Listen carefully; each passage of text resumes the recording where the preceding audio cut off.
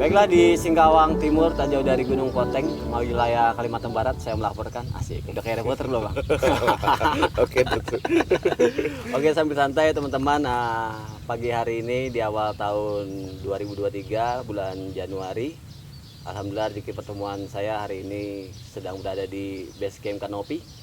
Nah, untuk bicara lebih jauh tentang Kanopi, di samping saya sudah ada seseorang yang akan membeberkan Kanopi itu apa dan bagaimana, dan akan memperkenalkan dirinya. Oke, langsung saja menyambut tahun Januari 2023. Oke bang, silakan perkenalkan diri. Dan bersantai. Ya, nama saya Denny Sofian, lahir di Ketapang sekitar tahun 75. Sekitar 75 ya. Oh, yes. Masih muda. Nah, ya lahir besarnya di Ketapang, kemudian lahir Ketapang, besarnya di Pontianak. Yang selalu saya bilang ya, tua-tuanya di jalan. Betul, jalannya. Karena kerjaan Kanopi itu rata-rata ke wilayah Kalbar sih, keliling Kalbar, ya? di semua kabupaten kayak gitu sih mas. Bisa cerita sedikit bang, Kanopi itu apa, berdirinya sejak kapan, perjalanannya? Ya, awal-awalnya memang saya dulu kuliahnya di kehutanan karena senang jalan. Nah, sepanjang 7 tahun kuliah yang nggak lulus itu akhirnya lulus di 2000 itu. Boy kampus juga nih. Nah, itu panjang karena memang saya senang jalan, pengen menemukan banyak tempat bagus, lokasi bagus. Tapi memang minim treatment, artinya kita kalau ngomongin Kalbar kita punya potensi besar tapi nggak banyak, artinya masih kurang di infrastruktur terutama penunjang kayak jalan akses jalannya, akses sama listrik dan sinyal sih, tapi yang paling krusial memang di akses. Nah dari situ, karena dulu sempat habis kuliah kerja 2 tahun di satu NGO, ngomongin konservasi, ngomongin perlindungan, tapi kemudian yang menjadi hal dasar yang saya temukan di sepanjang 2 tahun itu adalah faktanya kita baru bisa nyelamatin alamnya kalau kita bisa nyelamatin manusianya. Ya, karena memang pada akhirnya ini jadi kayak lingkaran gitu. Orang nggak akan ngerusak hutan kalau dia nggak butuh sesuatu. Orang nggak akan berpikir untuk merusak alam kalau kebutuhan dasarnya terpenuhi. Nah, konsepnya menjadi berputar-putar ketika bagaimana dia bisa memenuhi kehidupannya kalau akses ke tempatnya sendiri susah, kemudian gimana mau jual karet dengan harga bagus sementara jalannya masih susah, dan kemudian ya jangankan dia suruh jagain orang hutan atau hutannya gitu, kalau untuk nyelamatin keluarganya aja masih susah. Nah berangkat dari kegelisahan itu sebenarnya Kanopi lahir di 2003 dengan nama Kanopi Kalimantan waktu itu. Kanopi Kalimantan. Karena kita mikirnya ya udah kita di Kalimantan aja gitu. Nah tapi kemudian di awal-awal kita selalu butuh beberapa menit, setengah jam kadang-kadang jelasin Kanopi itu apa. Kita jelasin, kita developing ekoturism, kita datangin tamu, kita motret, kita bikin buku. Semua orang pada bilang itu hobi bang, bukan kerjaan. So ya sudahlah, anggaplah itu hobi gitu.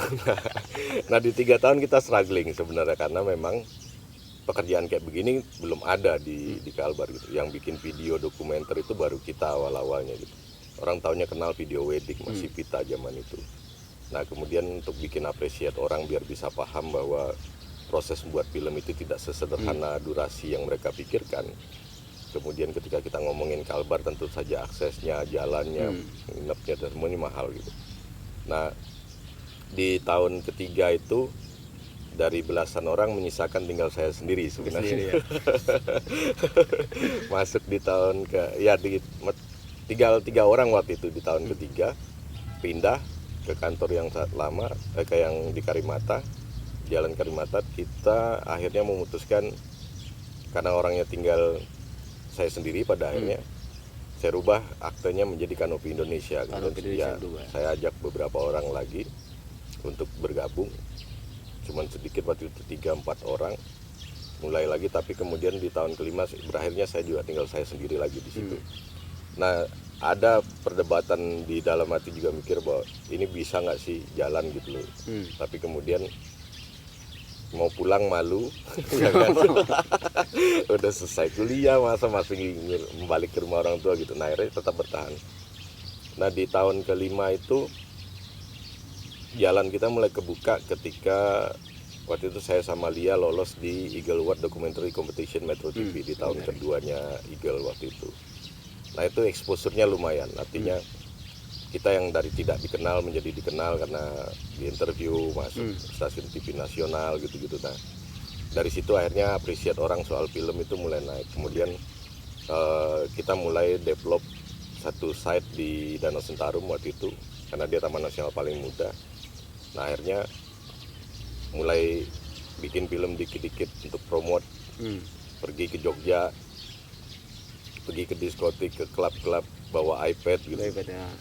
Udah ngobrol sama bulenya malam, kalau udah di klub kan mereka udah pada tinggi. Nah jadi gampang ngobrolnya, cerita soal Kalimantan, cerita dan mulai 1-2 orang kemudian langsung pesen tripnya, kemudian dari situ bergulir sampailah di hari ini sebenarnya. Nah, Kanopi hari ini memang kita sebenarnya ada 3 entity, ada Kanopi Indonesianya sebagai perusahaannya, kemudian ada Kanopi Foundation sebagai NGO-nya sebenarnya yang jadi bagian dari socio entrepreneur kita sebenarnya. Jadi artinya kita coba menyisihkan margin dari yang didapat dari Kanopi Indonesia, kemudian disisihkan ke Kanopi Foundation untuk program-program sosialnya kayak gitu. Dari mulai ngebantu developing lokasi-lokasi baru untuk ekoturism nah gitu. Kemudian ada lagi Kanopi Center. Kanopi Center itu lebih ke ruang sebenarnya, ruang kreatif karena kita ngelihat kita juga besar dari komunitas. Dulu mau mutar film aja bingung gitu. Nyari ke taman budaya lah, nyewa tempat kemana-mana gitu. Nah akhirnya muncullah Kanopi Center itu menjadi sebuah ruang. Waktu itu kita buka pertama di Pontianak di Jalan Purnama 2. Nah itu komplit, ada coffee shopnya, ada hostelnya, ada ruang kreatifnya, galeri event venue-nya apa segala komplit. Nah itu menjadi ruang baru, bertahan selama 4 tahun. Kemudian kita dihantam pandemi. Kalau waktu itu kita baru buka Sintang Di Sintang ya. di tahun yang sama itu menjelang pandemi. Sintang buka, kemudian Singkawang buka, ada 3 titik waktu itu. Nah begitu pandemi datang, menyisakan tinggal Sintang yang bertahan. Singkawang kita off, Pontianak kita stop, akhirnya Sintang bertahan. Nah hari ini kita ada di Singkawang, lagi mau bangun lagi, lagi mau recovery pasca pandemi, masih dengan konsep ruang, tapi memang lebih ke, karena areal ini lebih dominan outdoor, landscape-nya juga enak, kurang lebih areal 3 hektar. Nah jadi kita berharap ini bisa jadi ruang-ruang baru sebenarnya. Nah Sintang tahun tadi nih. Tahun tadi ya. Off dulu sebentar. Oke, luar biasa ya, perjalanannya sudah panjang berpuluh-puluh tahun, melewati perjalanan pasang surut, up and down. Sebuah spirit yang luar biasa. Kalau boleh tahu ketika down itu Bang, spirit yang tetap Abang jaga untuk tetap jalan apa tuh Bang? Apa ya? Karena kita sudah dekat di, kalau ngomongin ekoturism, hubungan kita dengan masyarakat di tingkat tapak atau destinasi itu udah dekat sekali, udah kayak keluarga. Jadi setiap kali kita berpikir mau berhenti, mau off karena tekanan kondisi, kita jadi ngingatin yang di sana gitu. Hubungan Apa yang udah kita bangun, mereka kan punya ekspektasi yang tinggi ya, sama ya, maksudnya punya spirit yang sama. Jadi kadang-kadang kalau kita udah lagi ini main ke tempat mereka, semangatnya naik lagi, kepompa lagi. Kita ngeliat semangatnya mereka masih pengen, ayo Bang datangin lagi tamunya, masukin lagi gitu. Nah di 1 tahun setelah pandemi itu, tamu terakhir kita di tahun lalu itu 2 orang couple, dan kita bawa mereka ke Masai Panjang, ke Danau Sentarum. Nah itu memompa lagi sebenarnya semangatnya kita. Walau memang ya kita berpikir bahwa semua orang terdampak pasti sama pandemi gitu. Sektor yang kayak kami justru paling rentan, karena memang ekoturism itu kan melibatkan tamu dari luar, karena tamu-tamu kita dominannya bule. Dan begitu penerbangan di stop, kemudian event nggak ada, ya otomatis ruang-ruang kayak Kanopi ya dia mati suri artinya gitu-gitu. Nah, teman-teman mungkin bisa lebih jauhnya bisa follow, ada akun Instagram ya, Kanopi Indonesia. Kanopi Indonesia. Kawan-kawan bisa ngecek di situ.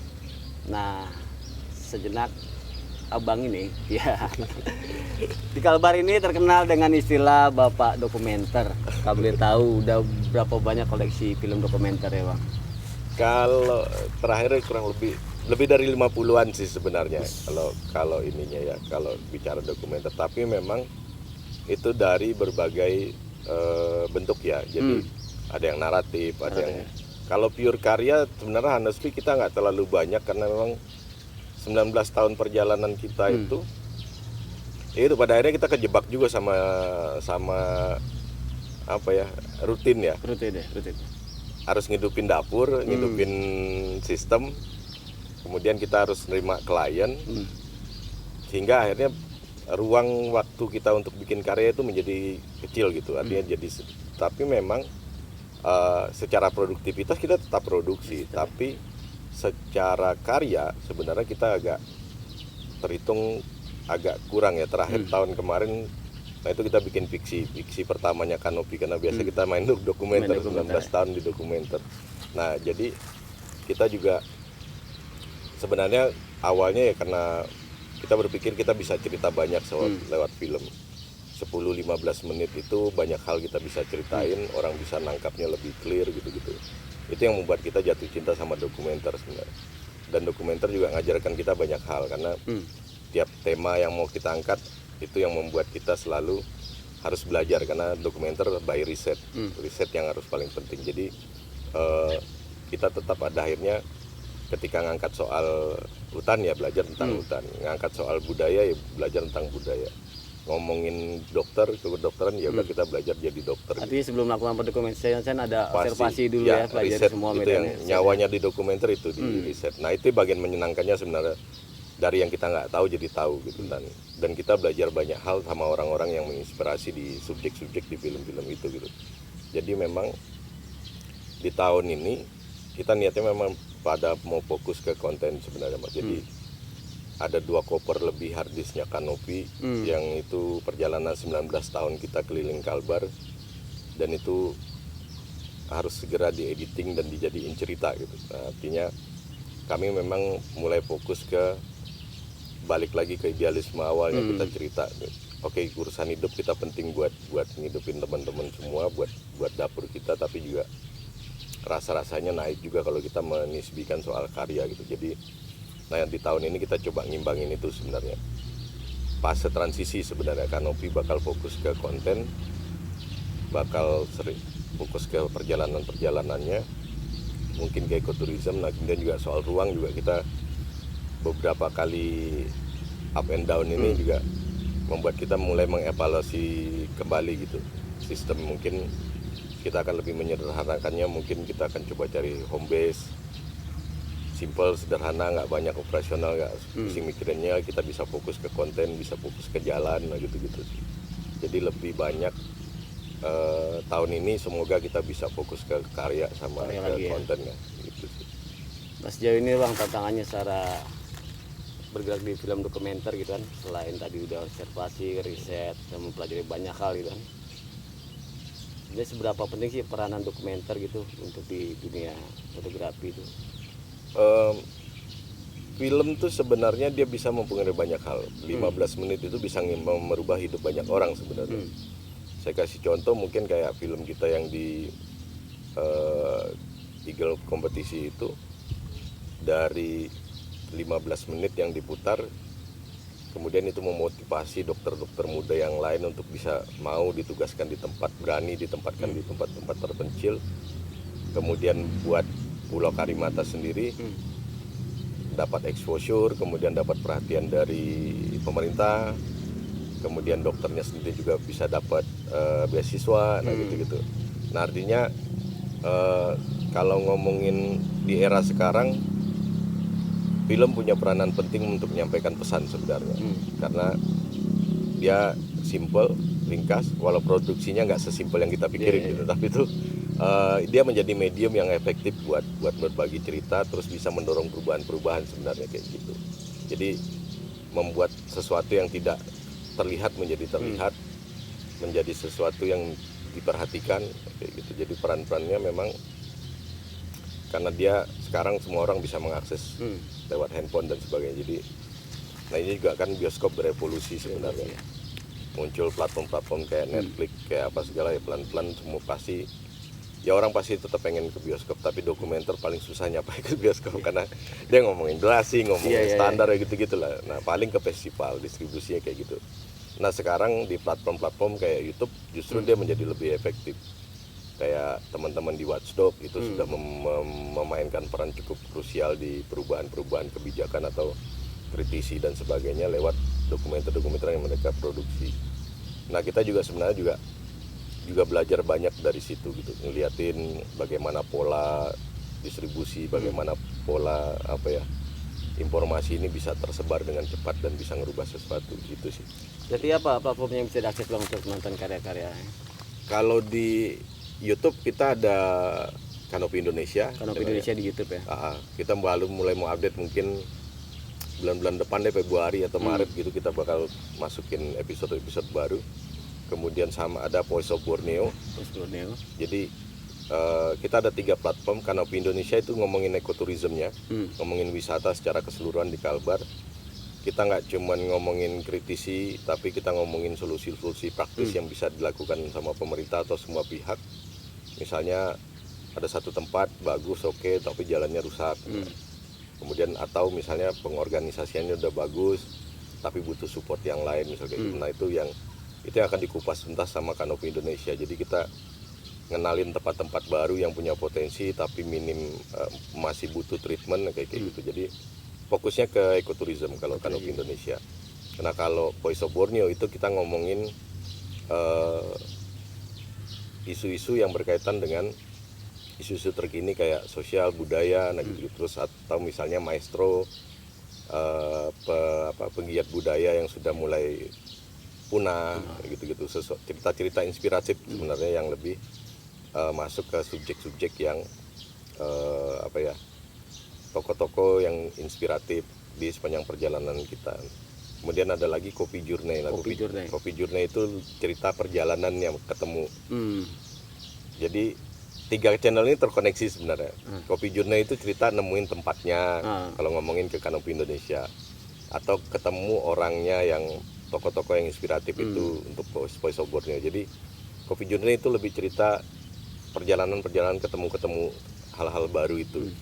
Karena kita percaya kopi bisa mempertemukan banyak hal. Gitu. Oke teman-teman yang mau lebih tahu lebih jauh bisa dicek di channel YouTube-nya tadi ya.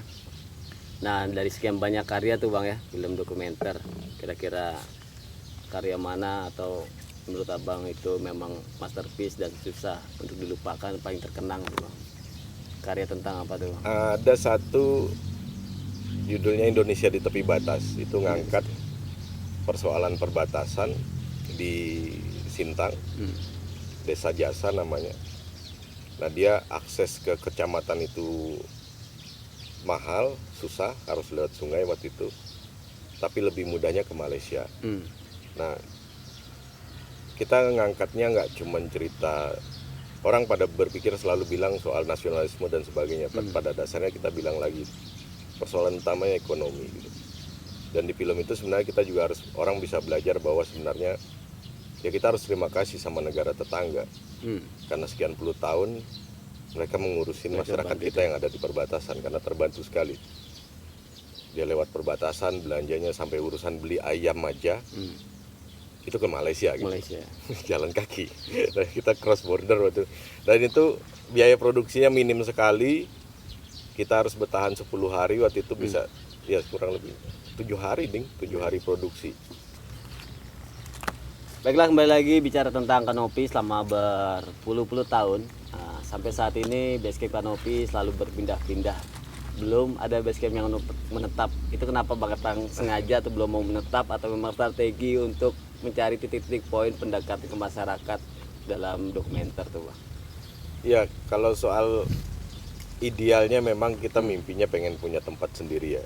Karena sampai hari ini kan kita hitungannya tetap masih numpang sama, artinya bekerja sama yang punya areal kayak gitu. Pemilihan lokasi memang kita berdasarkan rute tripnya Kanopi Indonesia, tapi juga dengan hitungan kota-kota kecil yang sedang membangun ekosistemnya, artinya baik itu berkesenian maupun bahwa itu dokumenter, film, fotografi ataupun musik atau semua sektor lah sebenarnya. Jadi memang kenapa sampai hari ini kita belum punya tempat sendiri ya simpel karena duitnya aja belum sampai gitu. Tapi niatnya ada, semangatnya ke arah situ. Kita memang pengen memimpikan punya lahan sendiri, kita nggak usah mikirin pindah-pindah tempat nah gitu-gitu. Tapi kemudian tentu saja buat untuk sampai situ pasti butuh proses yang kita juga nggak tahu butuh berapa lama. Tapi so far kita pengennya ke situ. Tapi yang ada sekarang ya udah yang ada kita syukurin dulu. Apapun itu kenapa kita harus pindah-pindah ya karena memang kita numpang. Tapi kita berharap dimanapun kanopi ada sebenarnya itu bisa berikan impact bagus untuk lingkungan sekitarnya. Nah kita sebenarnya lebih suka memilih di kampung, di daerah-daerah yang artinya keberadaan kita tidak eksklusif tapi malah nyatu ngeblend sama masyarakatnya, itu yang kita ini. Di Sintang kita punya areal yang dekat dengan Rumah Betang, nah tapi juga pasti dia butuh effort lagi untuk karena dia masih berhutan 2,5 hektar, nah itu udah lahan milik kita sendiri, tapi pasti butuh budget buat developnya. Tapi mudah-mudahan tahun ini udah bisa kita mulai ininya. Berarti memang udah disiapkan rencana untuk buat tempatnya sendiri. Kita pengen ya biar gimana pun capek juga kan mindah-mindahin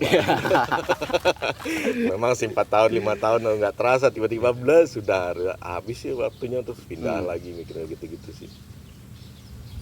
Ada rencana buka sekolah fotografi?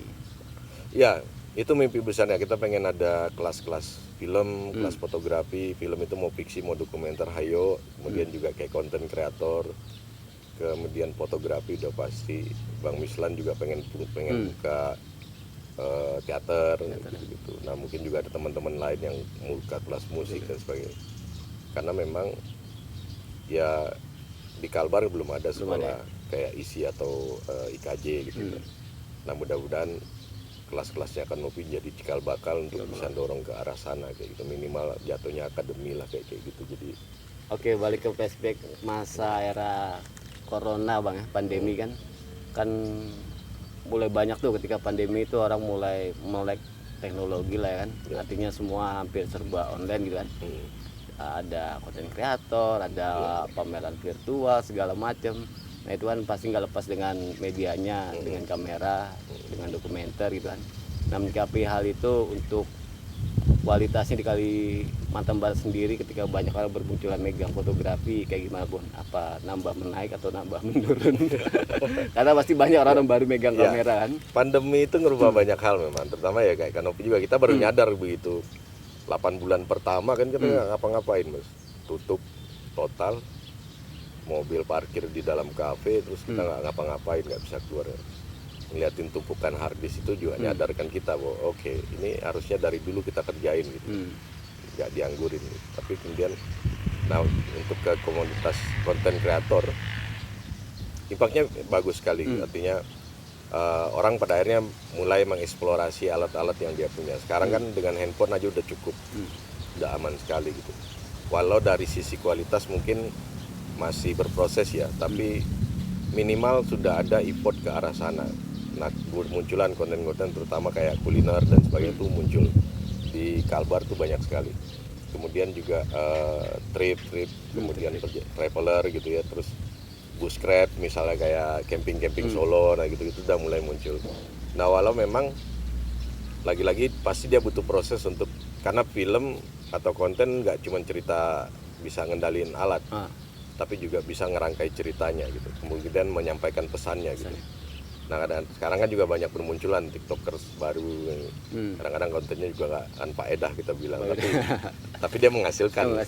Sudah gitu. Kalau yang intinya adalah mungkin manfaatnya buat viewer juga seberapa, tapi buat si pembuatnya mungkin bisa ngidupin dia fine gitu, nggak ada masalah. Tapi memang kita mendorong ke depan, kenapa pentingnya kelas-kelas film itu minimal kita bisa deliver, bisa membagi pengetahuan soal bagaimana merangkai cerita, kemudian menyampaikan pesan di dalam konten-konten yang dihasilkan, biar dia punya manfaat, nggak cuma sekedar ya buat ngerame-ramein atau malah buat dapatin uang dari situ, tapi harus ada pesan yang harus bisa disampaikan ke audiensnya gitu sih. Tinggal terlalu masalah bang ya, nggak ada pergesekan atau malah dunia fotografi malah jatuh harganya. Enggak ya. Tapi memang berseliweran kameramen baru itu tentu saja dia punya pengaruh. Kadang-kadang pertama yang karena kita memang tidak ada sekolah film. Yang kedua di sekolah film pun kadang-kadang juga lupa diajarkan soal etika ketika kita mengambil gambar. Nah itu juga jadi persoalan sebenarnya. Muncul persoalan baru ketika kita datang ke satu tempat, masyarakatnya udah resisten duluan, dia bilang mau syuting apa bang, buat apa? Jadi banyak kuriosnya, curiganya karena sebelumnya mereka punya pengalaman buruk dengan konten kreator yang datang sebelumnya gitu. Nggak bilang-bilang, nggak pakai tata krama, nggak pakai ini itu langsung main ajar ngambil gambar nah gitu-gitu. Nah itu yang sebenarnya PR-nya kita gitu. Tugasnya Kanopi saya pikir bagian salah satunya adalah itu mendeliver etika ketika kita produksi, bagaimana sih datang ke tempat orang, mengenalkan diri dulu, jelasin dulu, minta izin dulu, baru kameranya bisa keluar kayak gitu. Bukan sekonyong-konyong datang, buka alat kamera, orang lagi ngapain main syuting aja gitu. Itu PR gitu. Itu Nah, itu PR, jadi Bang, ya? masalah memang. Sidana. Itu jadi masalah sekarang. Jadi kami harus bernegosiasi lagi dengan masyarakatnya, jelasin apa yang kita buat itu berbeda dengan yang pernah terjadi sebelumnya. Nah itu catatan-catatan kecil sebenarnya juga ya mudah-mudahan teman-teman konten kreator juga memahami bahwa ketika kita datang ke rumah orang ya analoginya adalah orang datang ke rumah kita nggak pakai bilang-bilang masuk halaman bawa kamera main jepret-jepret atau main ini. Nah tentu saja kita tuan rumah pasti akan ngerasa kurang nyaman gitu. Nah itu juga harusnya berlaku dua arah, artinya kita sebagai konten kreator atau filmmaker izinlah dulu, ngobrol dulu, kenalin dulu, jelasin kenapa kita mau datang ke situ, apa yang mau kita lakukan dan purpose-nya apa gitu, tujuannya apa, itu sih. Oke kawan-kawan, rasanya sudah panjang tadi bicara tentang sejarah perjalanan Kanopi, sudah hampir 19 tahun dan tahun ini mungkin masuki 20 tahun, Ujur pada 4 abad. Sudah bicara juga tentang proses perjalanannya melakukan film dokumenter, tantangannya apa, gimana cara masuknya, dan di era sekarang ini mungkin pertemuan kita sampai sini dulu Bang ya. Kalau dibahas kayaknya nggak habis-habis ini. Sangat panjang, sehari nggak cukup kayaknya. Karena sudah berjalan puluhan tahun. Teman-teman yang mau tahu bisa cek di platform-platform yang dibuat Kanopi. Ada mau disampaikan Bang harapannya untuk dunia khususnya film dokumenter di Indonesia? Ya tetap aja berkarya sih mas. Maksudnya setiap hal pasti butuh proses. Tapi kita harusnya bisa belajar lebih cepat kalau kita mau membuka diri aja sih maksudnya itu open, kemudian juga explore, intinya curiosity. Selama kita masih ada rasa penasaran maka kita akan bisa bikin karya, itu aja sih. Oke. Nah buat masnya terusin perjalanannya, terusin rekam-rekamnya, Amin. beber-bebernya, Beber-beberkannya. karena bagian dari saya pikir satu perjalanan dia akan bermanfaat ketika dia bisa berbagi cerita sepanjang itu, gitu sih. Oke, terima kasih Bang Terima Denny kasih atas banyak. waktunya, Sama-sama. pengalamannya, berbagi sharing ceritanya, perjalanannya. Oke, akhir dari saya kawan-kawan, salam beber-beberkan, salam jumpa lagi.